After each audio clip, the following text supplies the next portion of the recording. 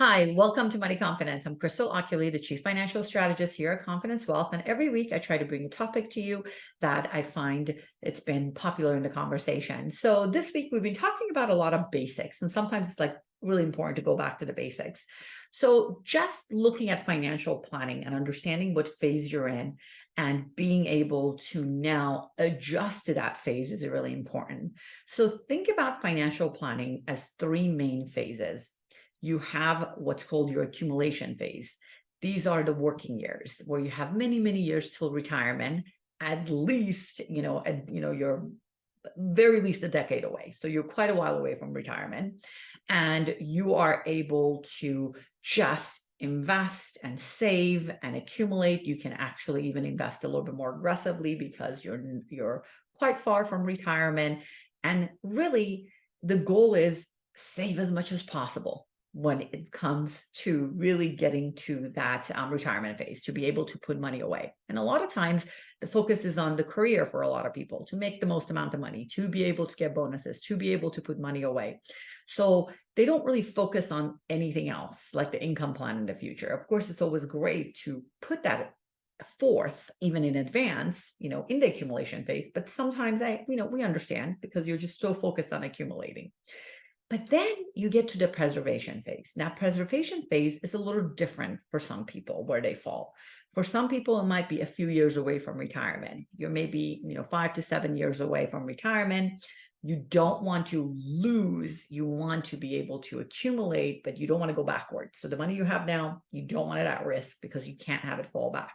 For some people, preservation could be at the beginning stage of your retirement because they don't yet need money from their investments, but they will at some point. So it's that phase where you're not touching your money. You really can't afford to lose any because you are going to be either needing the money soon or retiring. So in the preservation phase, the strategy for the investment changes. And now the focus about how much do I have and does it match my income needs in the future becomes even more crucial because you're so close to retirement. Then you get to what's called the distribution phase of retirement. Now, this is where you are no longer working. You are your own employer in a sense, all of your hard-earned money that's saved. And you really have to make sure that this money will last you a lifetime. What I find sometimes is that people are implementing exactly what they had implemented in the accumulation phase to the distribution phase. And unfortunately, that's heads you win or tails you lose. It doesn't always work the same way because the volatility measures have to change. The way you are investing and the way you spend your money, all of that is going to be very different because now you have to understand your budget, understand your cash flow, and make sure you're in instruments that are providing that income you need and making sure you have the right tax plan in place. It becomes crucial and important.